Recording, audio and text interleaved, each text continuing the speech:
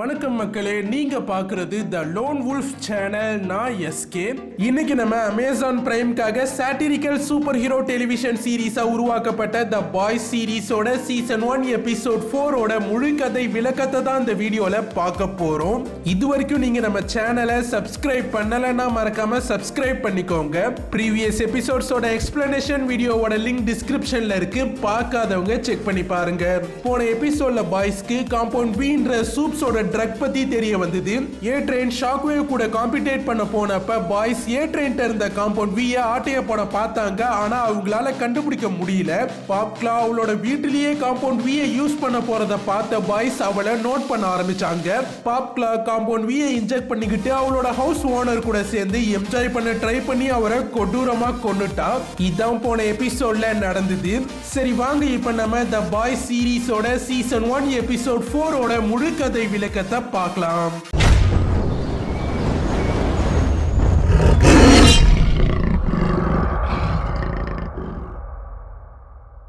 8 வருஷங்களுக்கு முன்னாடி பில்லி புச்சர் அவனோட ஒய்ஃப் பெக்கா புச்சரோட ரொம்ப சந்தோஷமா வாழ்ந்துட்டு இருந்தான். பிரசன்ட்ல பில்லி அதெல்லாம் நினைச்சு பார்த்துட்டே இப்ப தூங்கி கண் முழிச்சு எந்திரிக்கிறான். பில்லி எந்திரிச்சதும் சாப்பிட்டுக்கிட்டே ஒரு செக்யூரிட்டி கேமரா ஃபுட்டேஜ போட்டு பார்க்கறான். அதுல பெக்கா ஒரு பார்க்கோட பெஞ்ச்ல ரொம்ப நேரமா உட்கார்ந்து இருக்கா. அதுக்கப்புறமா அங்க இருந்து எந்திரிச்சு போறா. புச்சர் சூசன் ரேனர் அவளோட ஆபீஸ்க்கே வந்து பார்த்து என்னால சூப்ஸ மிலிட்டரிக்குள்ள போக விடாம தடுக்க முடியும்னு சொல்லி காம்பவுண்ட் வி பத்தின எல்லாத்தையுமே சொல்றான். சூசன் காம்பவுண்ட் வியோட சாம்பிளை எடுத்துட்டு வந்தா ஏதாவது ஹெல்ப் பண்றன்ற மாதிரி சொல்லி புச்சரை அனுப்பிட்டா. பாப்க்லா ஒரு நூடுல்ஸ் கடைக்கு தான் எப்பவும் ஏ ட்ரெயின் காம்பவுண்ட் வி சப்ளைசஸ் எடுத்துட்டு போவான்னு சொல்லியிருக்கா.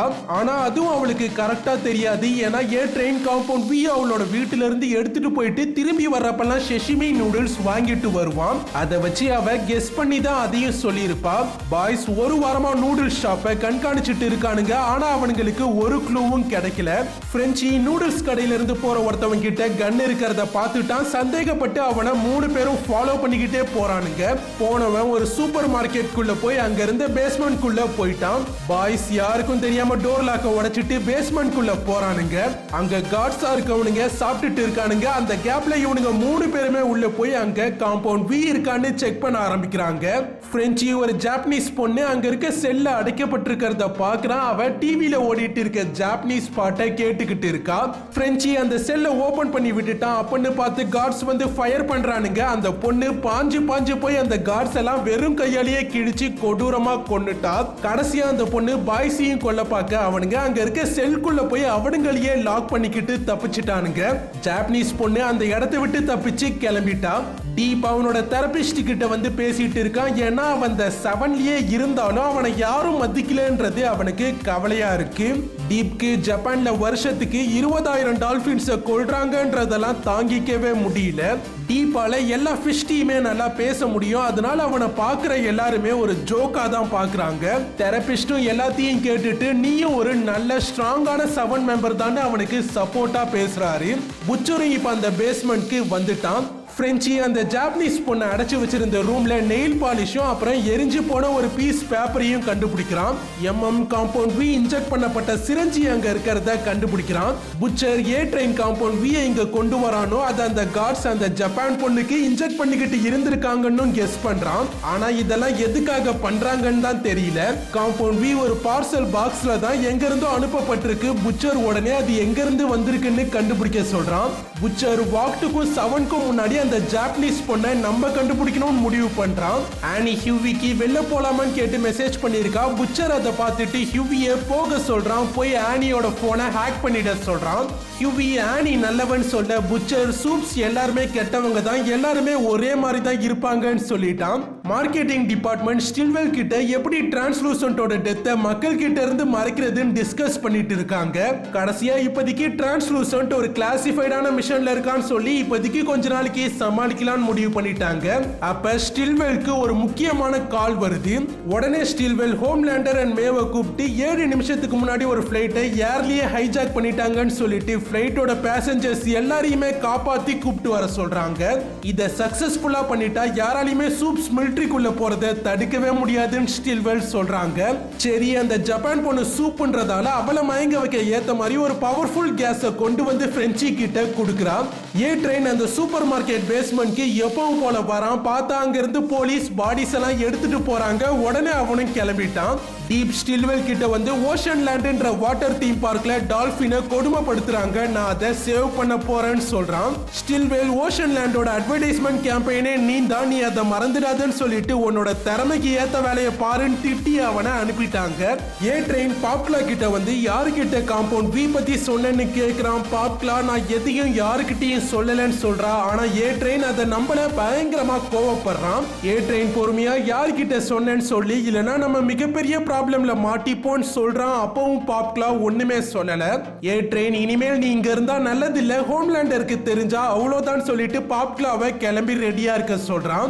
ஜாப்பனீஸ் பொண்ணு இப்போ ஒரு பியூட்டி பார்லருக்கு போறா. போய் அங்க இருந்த ஒரு ஜாப்பனீஸ் ஆன்ட்டிய கொடூரமா கிழிச்சு கொன்னுட்டா.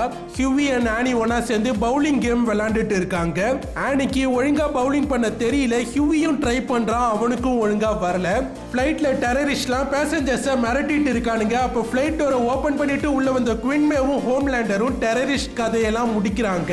பைலட் ரூமுக்கு போனா அங்க ஒரு டெரரிஸ்ட் பைலட் மேல கன்னை எய்ம் பண்ணி நிக்கிறான். இன்னொரு பைலட்டை முன்னாடியே கொன்னுட்டாங்க. பைலட் டெரரிஸ்ட் டக்குன்னு சுட்டுட ஹோம்லேண்டர் லேசரை எல்லாம் டெரரிஸ்ட் கதையை முடிச்சுட்டான். சேர்த்து ஃபிளைட்டோட கண்ட்ரோல்ஸையும் தாறுமாறா டேமேஜ் பண்ணிட்டான். மே ஹோம்லேண்டர்ட்ட பிளேனை லிஃப்ட் பண்ணி எல்லாரையுமே காப்பாத்த சொல்ல ஹோம்லேண்டர் ஏர்ல பறந்துகிட்டே இவ்வளவு வெயிட்டான பிளைட்டை தூக்கிக்கிட்டு போக முடியாதுன்னு சொல்லிட்டான். மே ஒருத்தரா காப்பாத்தி கொண்டு போய் கரையில விட்டுட்டு வர சொல்ல ஹோம்லேண்டர் 123 வாட்டி போயிட்டுலாம் வர முடியாது, அவ்வளோ டைம்லாம் இல்லைன்னு சொல்லிட்டான். பேசஞ்சர்ஸ்க்கு ஹோம்லேண்டர் கிளம்ப போறான், அவங்கள காப்பாத்த போறது இல்லைன்னு தெரிஞ்சுட்டு மேவுக்கு என்ன பண்றதுனே தெரியல. கிட்டத்தட்ட பிளைட் கிராஷ் ஆக போகுது. மேவ் 2 குழந்தைங்களையாவது காப்பாத்தலாம் ட்ரை பண்றான். ஆனா அதுக்கு ஹோம்லேண்டர் ஒத்துக்கல. வெளில போய் குழந்தைங்க நடந்த உண்மையை சொல்லிடுவாங்கன்னு சொல்லிட்டான். ஹோம்லேண்டர் வெளில குதிக்கலான்னு பாக்குற பேசஞ்சர்ஸையும் மிரட்டி மறுபடியும் உள்ள அனுப்பிட்டான். கடைசியா ஹோம்லேண்டர் மேவை மட்டும் கூப்பிட்டுக்கிட்டு கிளம்பிட்டான். மேவால அதை சுத்தமா ஏத்துக்கவே முடியல. பாய்ஸ் FBI ஏஜென்ட்ஸ் மாதிரி போலீஸை ஏமாத்திட்டு அந்த ஜப்பான் பொண்ணு பியூட்டி பார்லர்ல கொலை பண்ணிட்டு போனதை இன்வெஸ்டிகேட் பண்ணிட்டு இருக்கானுங்க. ஏ ட்ரெயினும் அந்த இடத்துல இன்வெஸ்டிகேட் பண்ணிட்டு இருக்கான். அதை பார்த்த உடனே பாய்ஸ் கிளம்பிட்டானுங்க.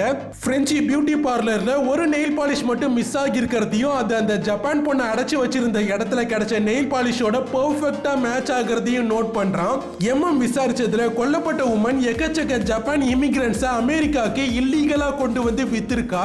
புச்சர் கொல்லப்பட்டவ தான் இந்த ஜப்பான் பொண்ணை இங்க கொண்டு வந்திருக்கணும்னு கெஸ் பண்றான். பிரெஞ்சுக்கு எரிஞ்சு போன ஒரு பேப்பர் கிடைச்சதுல ஆக்சுவலா அது ஒரு ட்ரெயின் டிக்கெட். இப்ப பிரெஞ்சியோட கெஸ் என்னன்னா அந்த டிக்கெட்ல மென்ஷன் பண்ணிருக்க பென் ஸ்டேஷன்ல தான் அந்த பொண்ணு இருப்பான்றது தான். பிரெஞ்சி அந்த பொண்ணு வந்த வழியாவே மறுபடியும் அவளோட வீட்டுக்கே போக ட்ரை பண்ணிட்டு இருக்கிறதா சொல்றான். வாக்டோட சாமரிட்டன் எம்ப்ரேஸ்ன்ற சேரிட்டி டிவிஷன் பிலீவ் எக்ஸ்போன்ற கிறிஸ்டியானிட்டி ஈவெண்ட்டை நடத்த போறாங்க. அந்த ஈவெண்ட்டை நடத்த போறது ஃபேமஸ் சூப்பான எசிகியல் தான். அதுக்கு ஹோம்லேண்டரும் ஸ்டார்லைட்டும் கூட சீஃப் கெஸ்டா போக போறாங்க. ஹியூவி ஆனி மொக்கியா பவுலிங் பண்றதை பார்த்துட்டு நான் எதுவும் நினைக்க மாட்டேன், உன்னோட உண்மையான கேமை பிளே பண்ணி காட்டுன்னு சொல்ல ஆனி பயங்கர பெர்ஃபெக்ட்டா பவுலிங் பண்ணி காட்டுறா. பாய்ஸ் இப்ப பென் ஸ்டேஷனுக்கு வந்துட்டாங்க. காம்பவுண்ட் வி பாக்ஸ்ல இருந்த அக்கவுண்ட் நம்பர் எசிகியலோட சாமரிட்டன் எம்ப்ரேஸோடது தான் கண்டுபிடிச்சிட்டான். முதல்ல பாய்ஸ் பிரிஞ்சு போய் அந்த பொண்ணை தேட ஆரம்பிக்கிறாங்க.